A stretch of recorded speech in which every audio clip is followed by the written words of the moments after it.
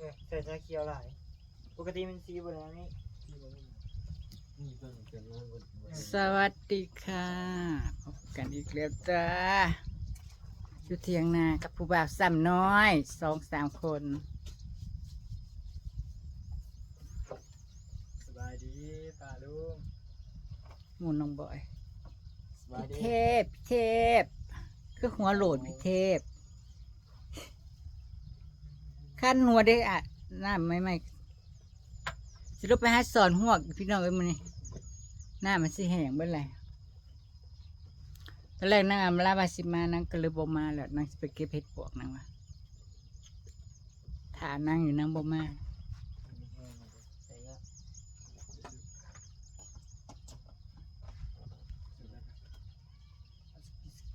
เราแม่นน้องบอยอยู่ฝนก็คือจังตกแจ๊กๆมาไปหายไปเลย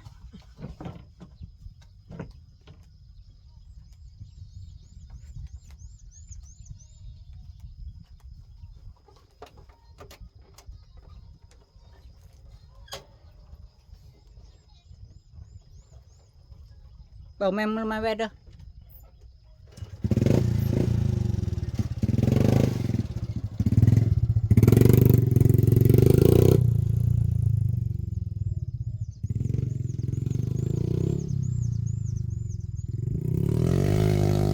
เสียงรถดันบ่ดังมันเท่มันดัง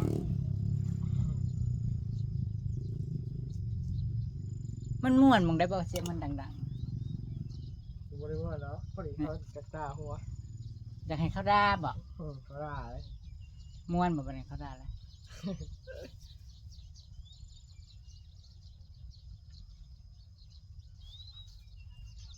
วัยรุ่นอันนี้วัยรุ่น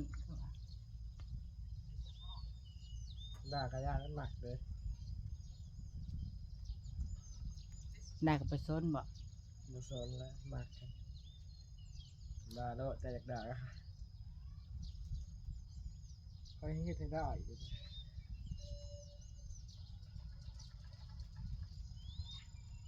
แล้วใส่มันคันไปดำบ่ ยังมาทำไงมาอื่นแล้วเสีย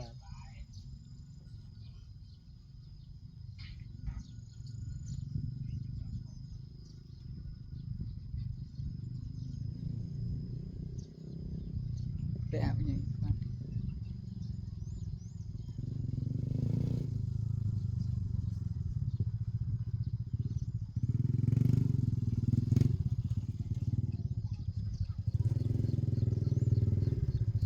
ฮะมาสอนหัวอีกแล้วพี่น้องเอ้ยมาไปรู้บ่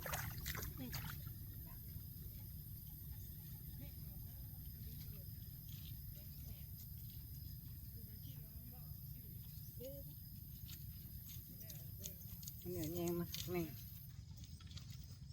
นี่มาดูดู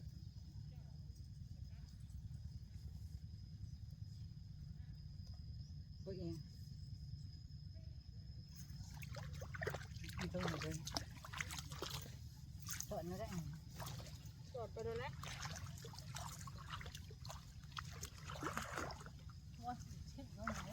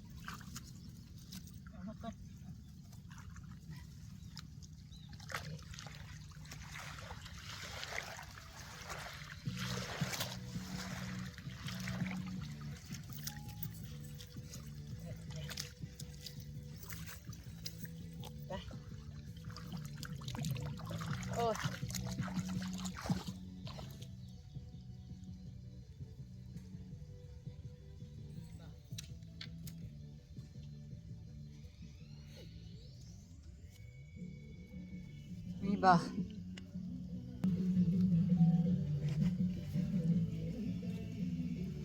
มีอยู่บ่ได้เปิดเพลงนะเห็นบ่พี่น้องเอ้ยมาเก็บกันที่ตัวใหญ่ละโอ้ เขตที่หน้าก็มี บ่เอาแล้วเก็บจ้ะนะจะห่วง ตัว เก็บ ให จ้ะ ญ่ นะ เลย ตัวใหญ่ไม่ได้ตัวใหญ่ๆนะคะ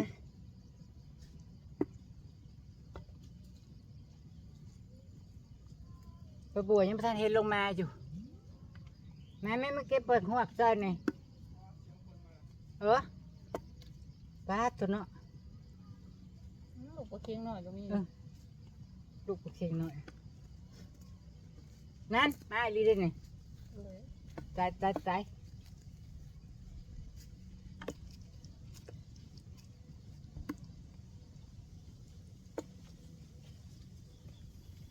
จะหัวตัวน้อย สิบลงงามพี่ก็ ที่ต้องเอาลงหนองปลูก ลูกปลาเค็งคนบอก คนเลย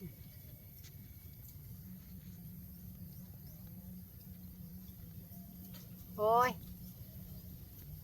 สิได้พอกินบ่เนี่ยฮะป้าตายคนมาเลยพี่น้องเอ้ยได้พอกินบ่เด้โอ้ยมาหาสอนพอฝนตกเป็นบ่ได้กินดอกเด้อโอ้กูบ้าน้อยเล่นอยู่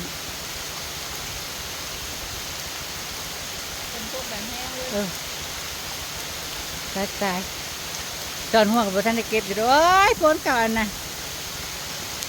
ถูกกล้องแล้ว เก็บก่อนในสายห่วงนั่นไก่บุญระเบาะ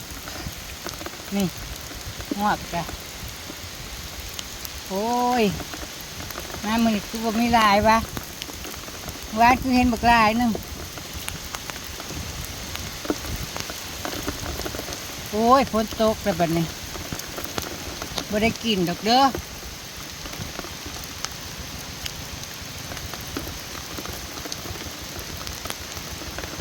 ได้เปียกไว้ก็บ่ได้กินดอกเด้อบัดนี้เด้อบ่ได้กินดัก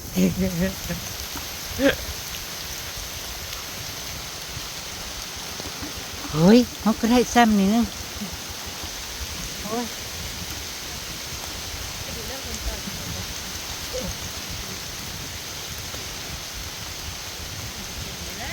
นะยังวะ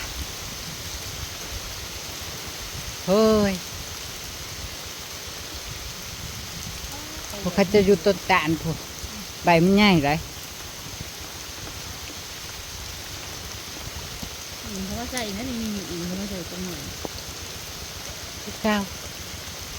มันอยากตกมันก็ตกรุนเนาะโอ้ยฝนนี่กะบ่ได้ให้ท่ากูด้วย แดดแป้งๆเมื่อกี้เลย กูต้องบอกใช้หน้าตากคนเลย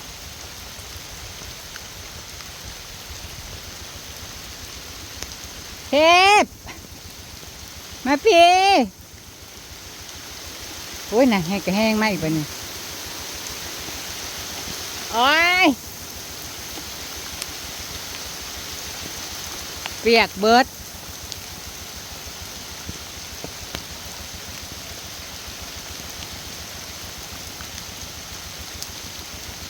โอ้ย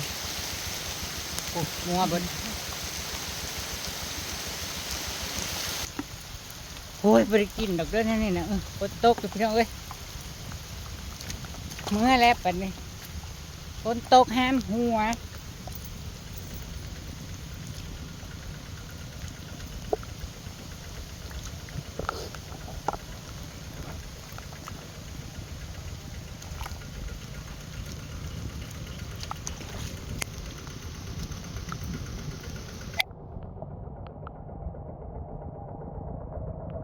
ใช้หน้าตากฝนอยู่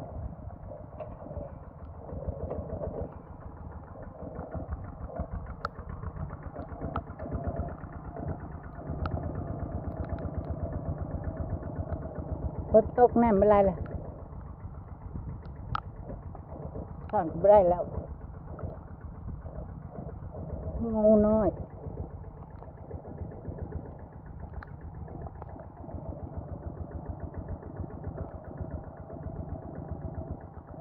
โอ้ยฝนตกฝนตกฝนตกปัจจิมามันกับมาโลด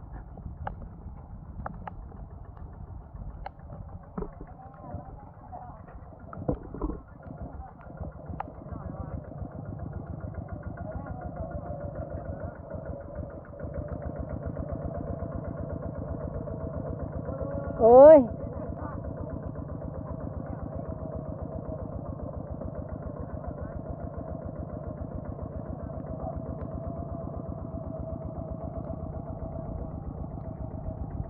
โอ้ย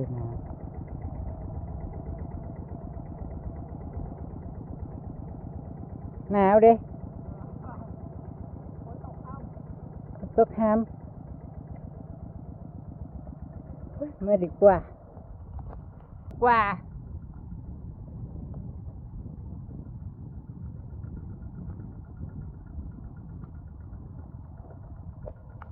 มื้อนี้บ่แม่นมื้อของห้ามมื้อนี้หาเฮ็ดก็บ่ได้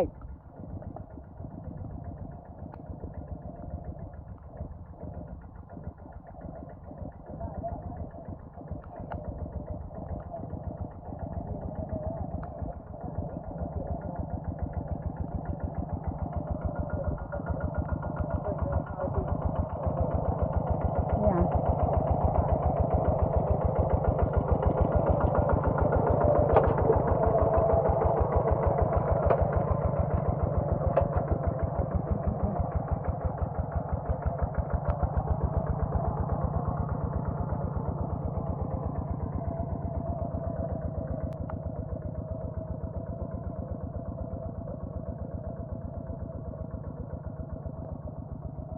มันจะแล้วมื้อนี้แล้วนี่นะเพื่อไปจักให้ล่ะกลับบ้านแล้วกลับบ้านสอนกับได้โอ้ยฝนตกห้ามอีกแล้วกล้องนี่ก็ได้เอ้าก็ไปห้องกะทิคล้ายๆแน่มาตกห้ามตากฝนอีกแล้วค่ะโอ้หัวอีกแล้วพี่น้องคะมาห้องนี้เก็บภาพบรรยากาศไว้ท่านนี้คุณด้วยค่ะขอบคุณนะคะที่เข้ามาชมนะคะขอบคุณที่ไม่ข้ามโฆษณาด้วยค่ะเด้อไปก่อนค่ะฝนมันตกเฮ็ดหยังก็บ่ได้ดอกมื้อนี้สอนหัวก็บ่ได้ฮักเฮ็ดก็บ่ได้อุ๊ยนี่วันนี้มันไม่หมานวันนี้วันไม่หมานค่ะสอนหัวกับฝนตกห้ำกลับบ้านดีกว่านั่งว่านั่งอำลาว่าสิมานั่งก็บ่ได้มาสิฝนตกกับนั่งสิไปหาเฮ็ดนั่งว่าเป็นได้ฝนตกห้ำหัวอยู่นี่วันนี้บ่ได้หยังก็บ่กินค่ะโอ้ย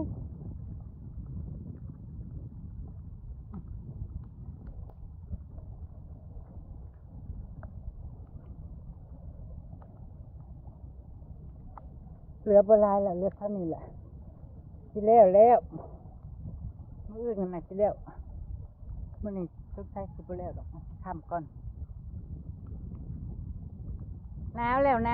วฝนตกห้ามมันก็หนาวเลยโอ้ยทำตัวบ่ทั้งโตเลยบัดนี้ไปแล้วพี่น้องเอ้ยบ๊ายบาย